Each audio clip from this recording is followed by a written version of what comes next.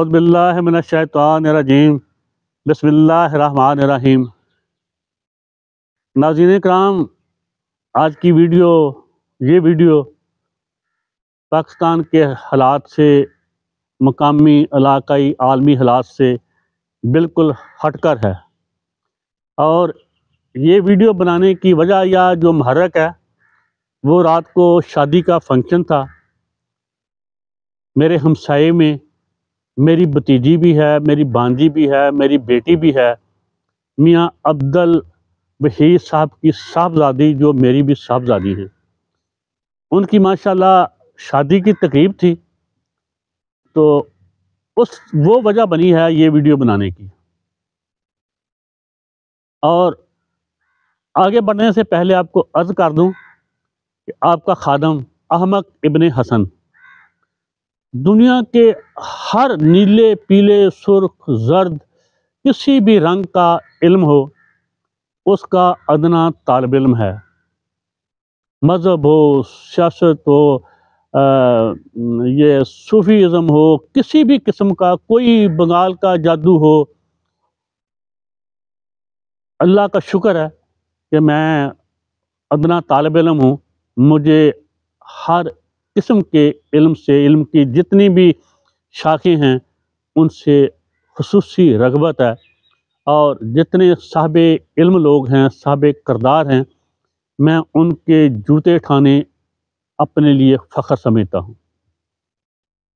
ہاں، یہ بات یہیں روکتے ہیں تو آگے چلتے ہیں۔ انسان جہاں ہم کھڑے ہیں، جس دور میں ہم، جس زمانے میں رہ رہے ہیں، ہم یہاں یکدم نہیں آگے پیدا ہوتے۔ یہاں تک پہنچتے ہوئے ہمارے آباء و اجداد نے سینکڑوں نہیں، ہزاروں نہیں، لاکھوں نہیں، کروڑوں نہیں، اربوں سال کا سفر طے کیا ہے۔ انسان پہلے یہ سنگل سیلولر تھا، سنگل سیل پہ اس کی بنیاد تھی۔ جس طرح یہ پانی کی مخلوق ہوتی ہیں، پیراسائٹ تھا۔ اس کے بعد ہم ترقی کرتے کرتے یہاں تک ارتقاء کے عمل سے گزر کے یہاں تک پہنچے ہیں، اور اس بات سے کسی کا اتفاق کرنا یا اختلاف کرنا اس کا بنیادی حق ہے۔ لیکن پچھلے ادوار تو میں چھوڑ دیتا ہوں۔ یہ تو ہم سب کو پتہ ہے کہ ہم کہتے ہیں انسان غاروں کے دور میں رہا ہے، تو تب جب انسان غاروں کے دور میں رہتا تھا، اس کے پاس پہننے کو کچھ نہیں تھا، اسے اپنی سروائیو کے لیے، اپنے زندہ رہنے کے لیے جو واحد اس کا سہارا تھا وہ تھا دیگر جانداروں کا شکار۔ شکار پہ انسان زندہ رہتا تھا، اور وہ تب تو آگ بھی ابھی دریافت نہیں ہوئی تھی، انسان کچا ہی گوشت کھاتا تھا۔ تو انسان کو جتنے بھی اس کرہ ارض پہ جاندار پائے جاتے ہیں، دو پائے، چوپائے، حشرات الارض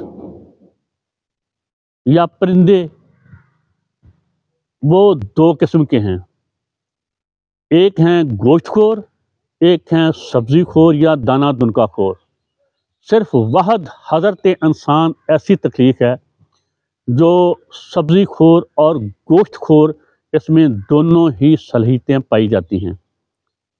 بھینس کو، گدھے کو، گائے کو اللہ پاک نے جو دانت دیے ہیں وہ صرف سبزہ خوری کے لیے ہیں، ان سے وہ گوشت نہیں کھا سکتے۔ ہمیں جو دانت دیے ہیں، ہمارا جس طرح کا جبڑا ہے، ہم سبزی اور گوشت خوری دونوں ایک ہی طریقے سے، ایک ہی پیمانے پہ کر سکتے ہیں۔ تو پہلے ہم گوشت خور رہے تھے، اس کے بعد ہم سبزی خور بنے تھے۔ تو عرض کرتا چلوں کہ یہ بات یہیں روک کے میں آپ سب کے سامنے، جس طرح میں اپنے ضمیر سے شرمسار ہوں، شرمندہ ہوں، نادم ہوں، اسی طرح میں اپنے میرے سب ہیں کتنے، 5 سے 10 ہوں گے ٹوٹل جو میری ویڈیو دیکھتے ہیں۔ ان میں بھی مجھے حسرت ہے کہ کاش کوئی صنف نازک ہوتی میری ویڈیو دیکھنے والی اور مجھ سے تھوڑا بہت متاثر ہو جاتی، لیکن ایسا بھی نہیں۔ میری بیگم نے ایک آدھ دفعہ کوشش کی ہے، اس کے بعد وہ بھی طائب ہو گیا میری ویڈیو دیکھنے سے۔ تو جو بھی 2-4 مہربان محسن میری ویڈیو دیکھتے ہیں ان سے میں شرمندہ ہوں، نادم ہوں، شرمسار ہوں، جس طرح میں اپنے ضمیر سے ہوں۔ وہ کیوں؟ میں نے زندگی کے بہت ہی رنگینیاں دیکھی ہیں، بہت اونچ نیچ دیکھا ہے۔ اللہ نے مجھے اتنے قریب سے زندگی کے رنگ دکھائے ہیں اور اتنے زیادہ دکھائے ہیں کہ شاید ہی کسی انسان کو اتنے رنگ دکھائے ہوں۔ انتہائی غربت سے لے کے انتہائی خوشحالی تک اللہ پاک نے مجھے ہر رنگ دکھایا ہے، اور میں خدا کا جتنا شکر ادا کروں وہ کم ہے، کیونکہ اللہ پاک جو بھی حالات انسان کے لیے پیدا کرتا ہے وہ انسان کی گرومنگ کے لیے پیدا کرتا ہے، تاکہ انسان کی بہتر تربیت ہو سکے آنے والے حالات کے لیے۔ ہاں، تو میں شرمندہ ہوں کہ میں انتہائی غربت کے عالم میں، انتہائی قسم پرسی کے عالم میں مجھ پہ میرا نفس اس طرح غالب نہیں آیا تھا جس طرح رات کو میرا نفس غالب آیا۔ پہلے تو میں عرض کرتا چلوں، میرے بھائی میاں وحید صاحب نے میری بانجی بھتیجی بیٹی کی شادی پہ جو انتظام کیا وہ شاید میری زندگی کا مثالی تھا۔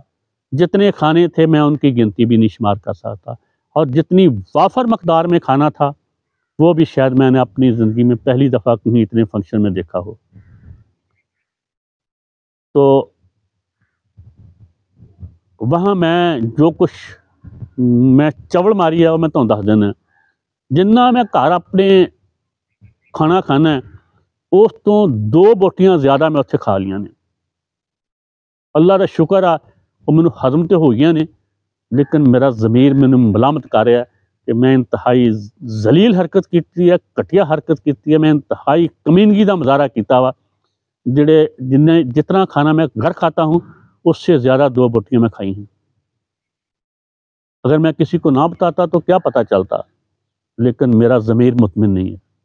خیر، یہ بات تو یہاں تک ہے۔ اللہ پاک مجھے معاف کرے، اور آئندہ اللہ پاک مجھے میرے نفس پہ قابو رکھنے کی مجھے توفیق دے۔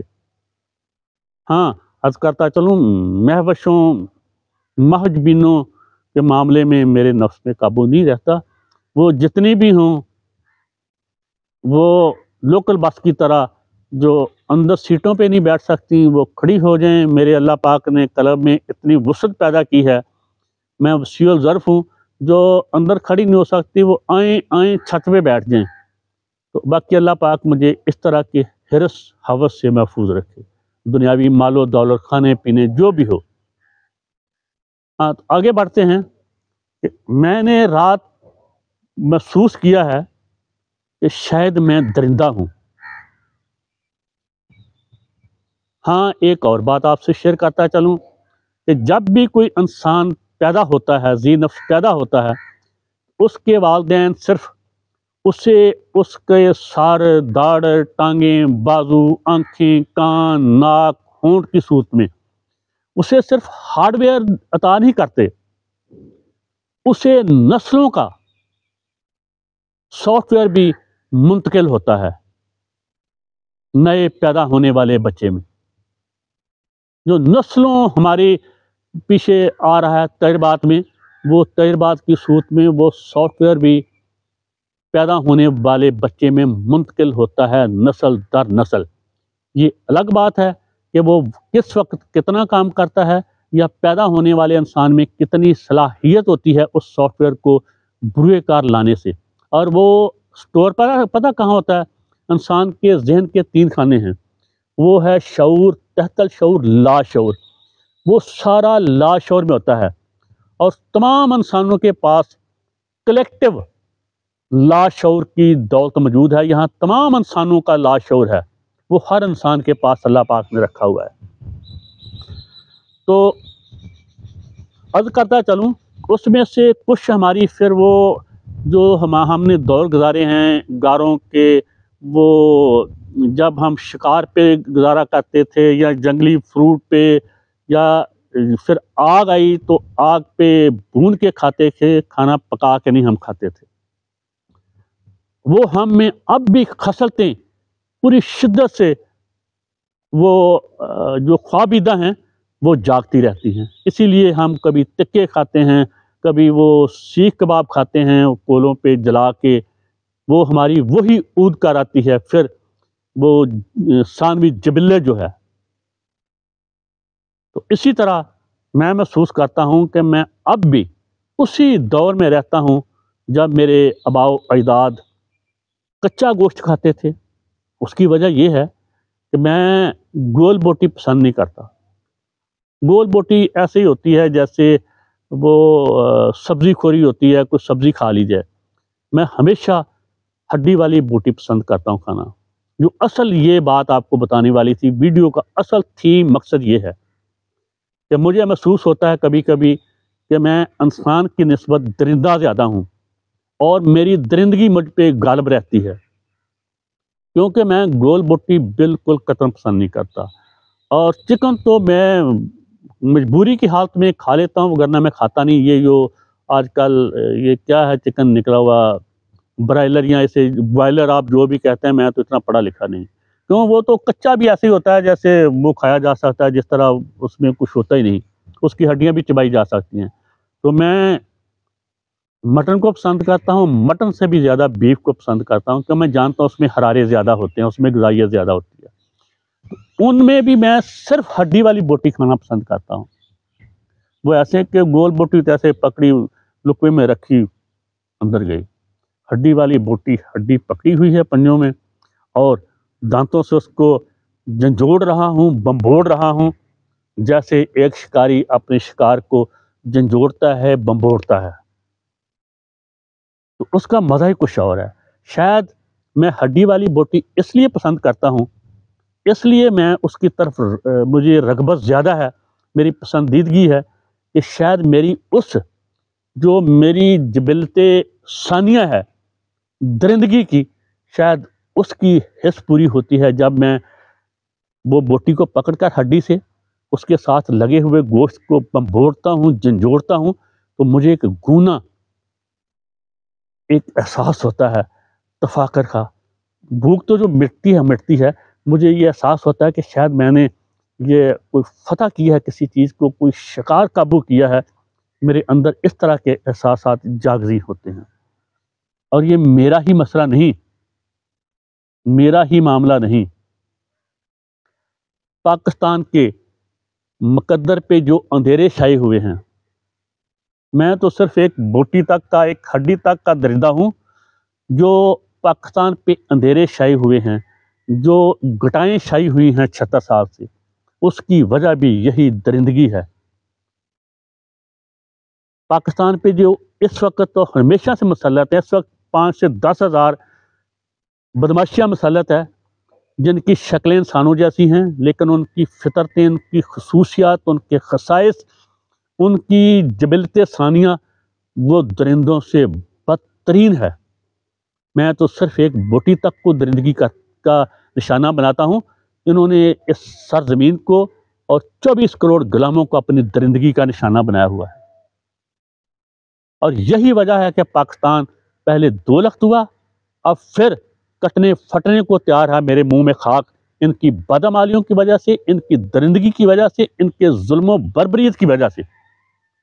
جس طرح یہ قوم کے وسائل جھنجھوڑ رہے ہیں، بمبوڑ رہے ہیں، کھا رہے ہیں، پی رہے ہیں، اور جس طرح درندے شکار کو شکار کر کے اپنی محفوظ پناہ گاہ میں، اپنے محفوظ ٹھکانے میں، کھو میں لے جاتے ہیں جو انہوں نے چھپا کے کہیں بنایا ہوا ہے، اسی طرح یہ پاکستان کے وسائل لوٹ کے، جھنجھوڑ کے، بمبوڑ کے، ہماری ہڈیوں سے گوشت کھینچ کے، گودا نچوڑ کے، یہ اپنے محفوظ ترین ٹھکانوں میں، لندن میں، دبئی میں، بیلجیم میں، آسٹریلیا میں، اسپین میں، گجرات کے چوریوں کے اسپین کا کچھ تھوڑے سی جائیدادیں ہیں بس معمولی سی اسپین میں، اور اب تو یہ مشرق بعید میں بھی مشرف زرداری رکھنا شروع کر دیا ہے کہ شاید ادھر کوئی ایسا ہو تو وہ سارے انڈے ایک جگہ نہ رکھے جائیں۔